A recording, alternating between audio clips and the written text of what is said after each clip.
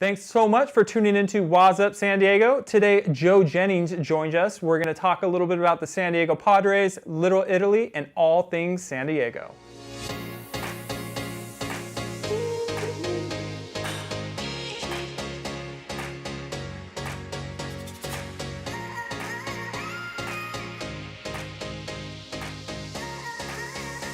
I'm your host, Luke Wasyliw, and today I'm joined by Joe Jennings, the co-founder of Strike Out for a Cause, a San Diego born and raised gentleman, which I feel like is a rarity. Let's go. It's rare in San Diego to meet people born and raised, and a proud father of a 2-year-old daughter. Correct. Absolutely. Thank you for having me. I appreciate it. Absolutely. Yeah. Thanks for being here. Yeah, absolutely. So, yeah, born and raised. Yeah, I think I was talking to my friend yesterday. There's like 10 of us, and only 2 of us are from San Diego. So, yeah. Man, we're a dying breed. I will say that. Yeah. You go out to a restaurant, and one of my best friends is born and raised San Diego. He went to like Granite Hills and that whole era.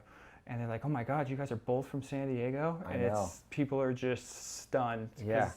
I truly feel like we're the melting pot. For sure. I mean, I traveled a lot of the United States.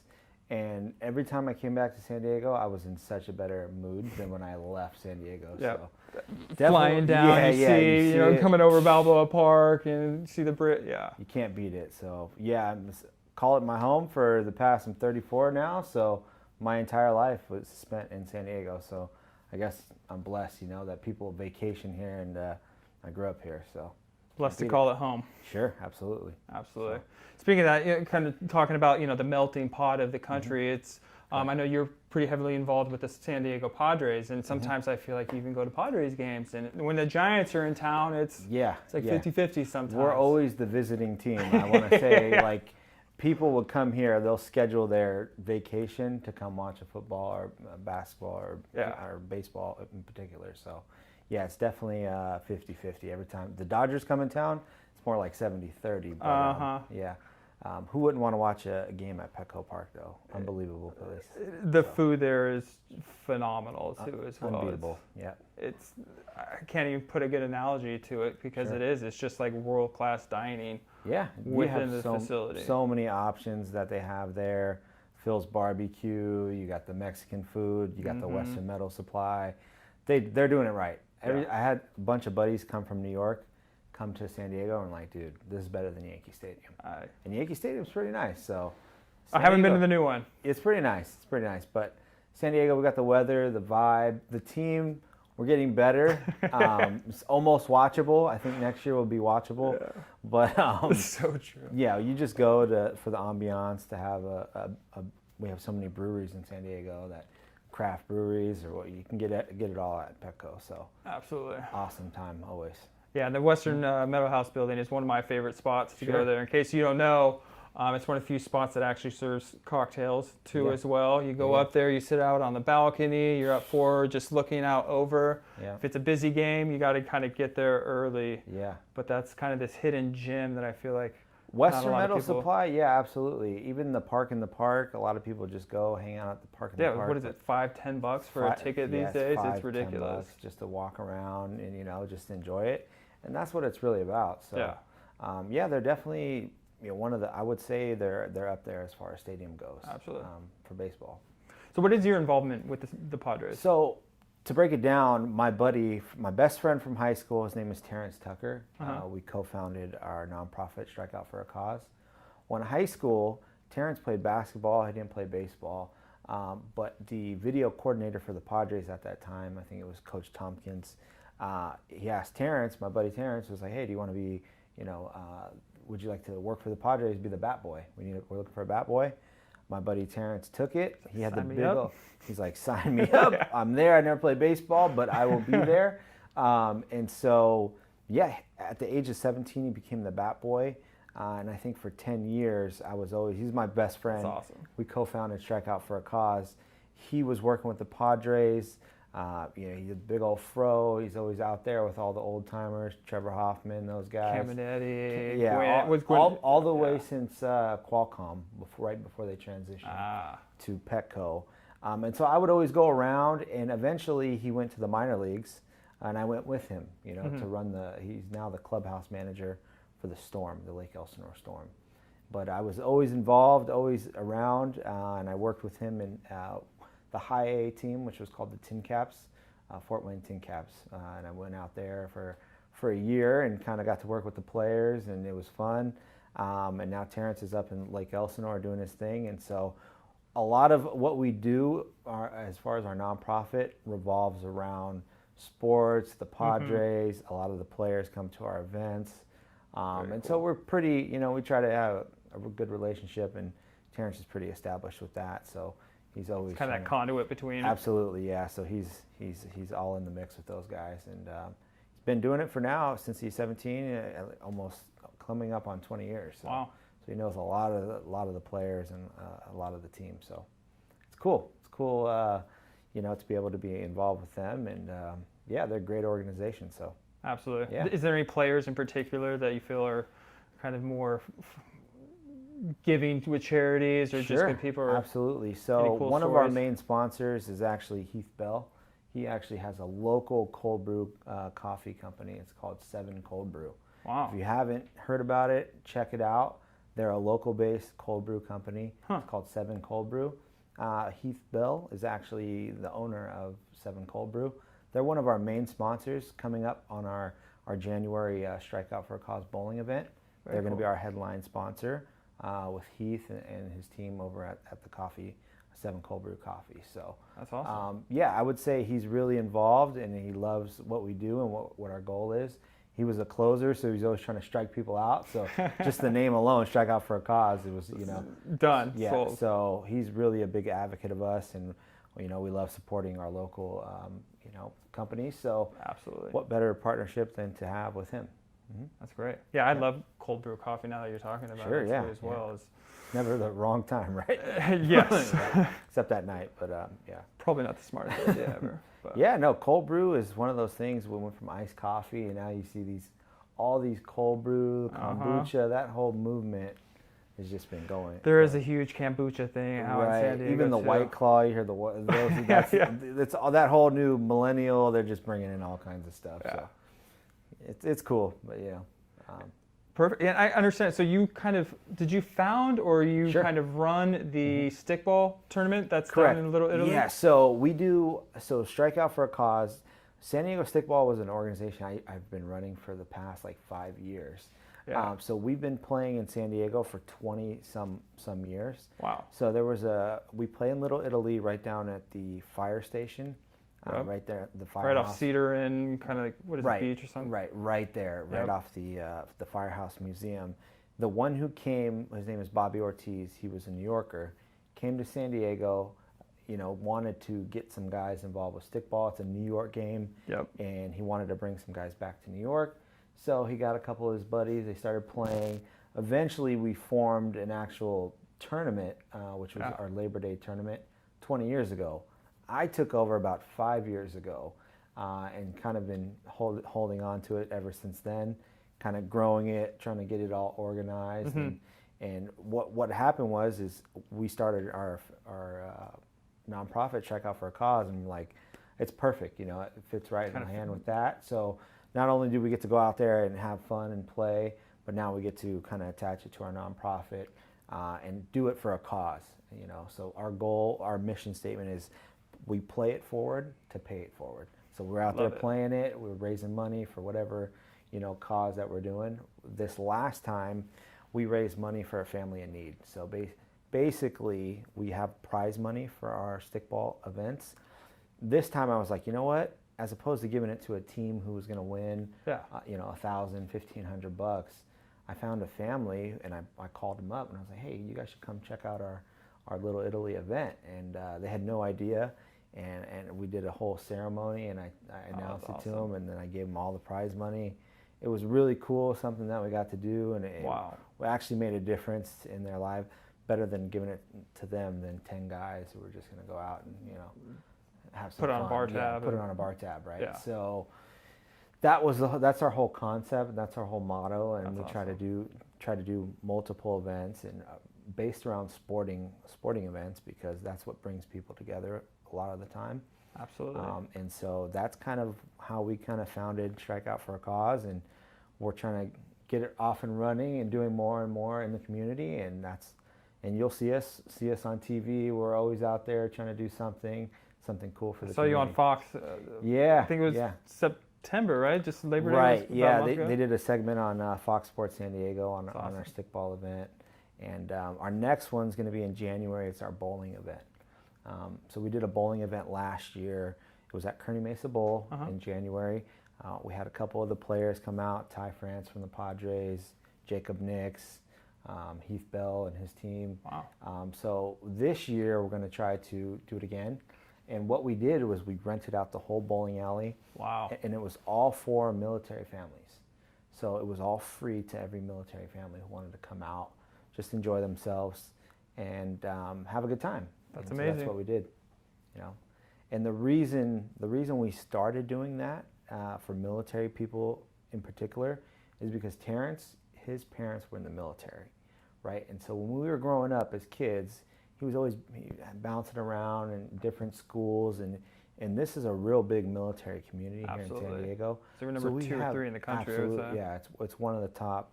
And the amount of kids who go from school to school, it's incredible the amount as far as military goes. How many schools that a child will go from K to 12. For military kids, it's a ridiculous amount of schools. I went to 3 schools. They're probably going to 6 Elementary, or 7. middle, Right. same high school. And it's very difficult, and I can relate to that too, because my wife was in the military. It's very difficult to transition as a kid from school to school, you know, meeting new friends, especially if you're shy. And so our whole thing was the best way to really get kids to meet other kids, as opposed to playing video games inside the house, was to get outside, involved with other kids their age. Absolutely. What better way to do that through sports? Absolutely. So that's our whole concept, to make it real, you know, beneficial for kids to get out and meet their fellow kids of the community and create something special. That's how I met my buddy Terrence.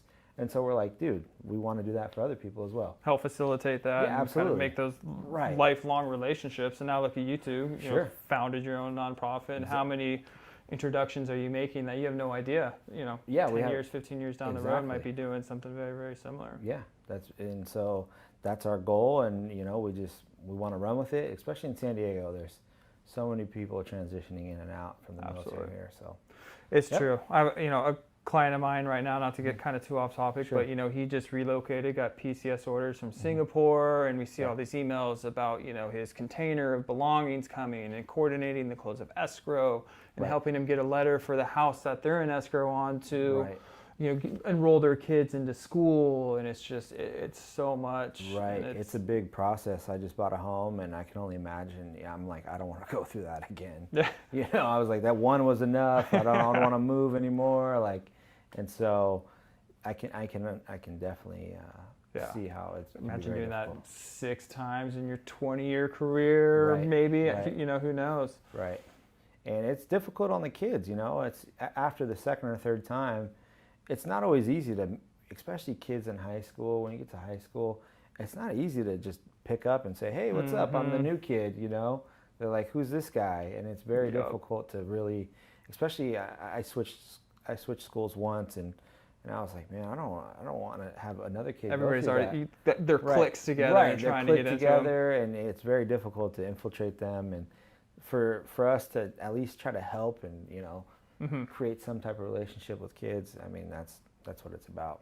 Absolutely. And so we also do some stuff with foster kids as well, because that's a whole nother topic that, you know, is very difficult for them just to even maintain and meet other kids and really relate to people. It's especially when they're going through things and they're in the foster care system, to be able to meet other kids, you know, who are going through what they're going through, is really, you know, something that they need to hold on to, and it's something they can relate with and create something. Absolutely. And really relate with someone. So is that kind of how you found the family? Yeah. So they came to our bowling event. And they showed up. The reason I remember this particular family is because they showed up and they thought they had to pay. They're like, "Oh, there was like 6 or 7 kids.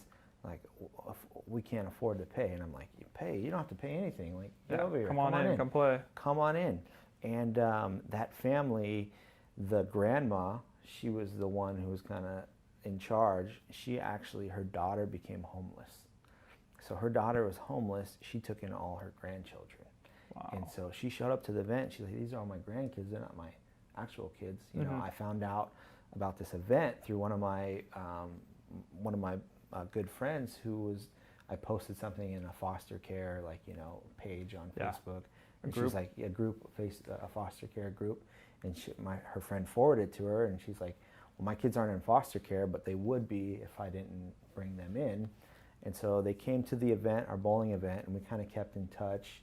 And then she reached out to me about 3 months ago and was like, hey, you know, my daughter's, you know, she's trying to get off the streets, and, you know, she found a company, or she found an apartment that she was going to get some assistance with, but they didn't have the capital to get her in the apartment yet. So she was like, do you guys ever do any assistance? Or, you know, she's like, I'm $1,000 short, and, you know, times are tough. And so when I was going through the stickball, we were playing stickball, and I was divvying up the money and all the money coming in, and I was like, I'm going to give this winning team X amount of money. And I was like, nah, let me scratch that. I'm going to take this money and give it to that family. I don't know why I thought of them. Yeah. So I brought them out, and it was really cool and really touching, and they're really grateful for it. So I can only imagine. Yeah, yeah. So I mean, we're trying to do more and more of that as we continue to grow and do more events. In each annual event will get bigger and bigger. Our stickball tournament in Little Italy is pretty big now. It started with a couple teams. We're up to, I think we had 18 teams. We had 3 teams from New York, 2 from Florida. Did they come out specifically for that? That's such a Yeah. Little Italy is one of my favorite spots in San Diego. The food down there. Do you have a favorite restaurant in Little Italy? Little Italy, well, I have to go with Landini's. I don't know if you have the pizza. Yeah, you gotta go. You gotta go with Landini's. Yeah. Just they've been there the longest. Oh yeah. And they're really good if you want good pizza down there. But there's so many options, you cannot go wrong. And there's new restaurants popping up down there all the time. And, unbelievable. And so people who don't know Landini's, it's one of the places where you kind of walk up. They got all the pizzas in the display. You're like, I want some of those. Correct. Toast it for you. They got beer. They got soda. You can go out on that back patio, have it. Right. Have a nice brew, a nice pizza, walk around. You can't beat it. Right there on the new piazza they have. So. Yeah, the new piazza is spectacular too. Kind of the one right by Princess Pub. Princess Pub again, is was another one of my cool old spot. Very cool. They've been there forever. I've seen Little Italy grow so much. When we first went down to Little Italy 15, 20 years ago, Little Italy was not what it is today. There was few and far between. That's the reason we went to Little Italy. We're like, we can't go downtown. We can't go by the beach. Let's go. What's this over here? It's mellow, but they have cool, very great restaurants, places to eat. Bars. And we're like, eventually this place is going to be really cool. Yeah. And now it's like they've exceeded all expectations down there. The farmers market. If you're ever in town, Saturday they have the farmers market. Hands down, favorite farmers market in San Diego. One of the best. Italy. You cannot beat it. Absolutely. So yeah, if anyone's ever in Little Italy, go to Princess Pub, go check out Landini's, check out Saturday, their farmers market, and there's so many new restaurants popping up all over the place, and there's a ton to do. My favorite thing to do down there is I bring my daughter to the waterfront park. Waterfront park beats SeaWorld, beats Aquatica. I don't know why my daughter, she loves that place. She's like, I want water park, like it's just the atmosphere there. They have a nice playground. It's free. So you don't have to spend $150 to go to SeaWorld or anything like that. And, you know, it's great for anybody in the community, you know, to go out there. And the set is right on the water. It's beautiful, the bay. And San Diego, the weather's always so perfect down here for the most part. Cannot beat it. So one of my favorite areas in San Diego, hands down. It is. I feel that truly is one of the hidden gems that's never really highlighted. Right. You know, all the advertisements are, you know, pushing you to the zoo and the SeaWorld, which is, don't get me wrong, world-class facilities. But as locals, it's nice to kind of go somewhere. And if I had my pick, I would say if I'm going to go spend a day outside in San Diego, Little Italy is definitely up there on top of the list. So. I'm excited to see what else they're going to pop up down there. I can't believe it, how big it's grown. And it's definitely outgrown our little stickball thing. But they love us because it's an Italian game that was played back in New York. And so it fits real hand in hand. The people of the community, they love it. We'll get to go walk outside and see some guys playing stickball in the middle of the street. You don't really get to see that every day. That's like, it's so funny you say that, because one of my other best friends lives on Cedar, and I remember like 6 years ago walking out. I'm like, what are these people doing? Like, what game is this? What are they doing? Yeah. And that's, I assumed you were from the East Coast, because I'm like, stickball, I know that's an East Coast game. Definitely East Coast game. So. It's fun to see it evolve. And yeah, I mean, it's good for San Diego. It's good for us. We like to be outdoors, especially we lost the Chargers. We lost, a lot of sports team. I hope so. Yeah, they're not looking good in LA. I don't even think the Rams want them in their stadium. So definitely, it's just another activity to do outside. Especially in San Diego, we love to get outdoors. So. And if somebody wanted to get involved with Strike Out for a Cause, what's the best way to kind of reach out to you directly? Website? So they can reach out to on our website, www.strikeoutforacause. Our Instagram and our Facebook is @strikeoutforacause. Or they can email me at joseph@strikeoutforacause. And we can always get them set up. What we're doing a Hoops for Troops, which will be in March. We're doing a Strike Out for a Cause bowling event in January. We'll do our stickball in Labor Day. Every Labor Day we'll do our stickball. And we're probably going to do one more. It's going to be like a clinic, a kids clinic for probably baseball. We haven't really set that one in yet. And that's going to be kind of our 4 annual events. So we're trying to have one every quarter. And just kind of grow them out, one by one. Well, perfect. So, I love it. Yeah. Well, again, thank you so much for tuning in. Thank you, Joe, for joining us. And if you would like to be involved in any kind of sponsorships or donate, again, reach out to Strike Out for a Cause. And I'm your host, Wasyliw, and I will see you next week.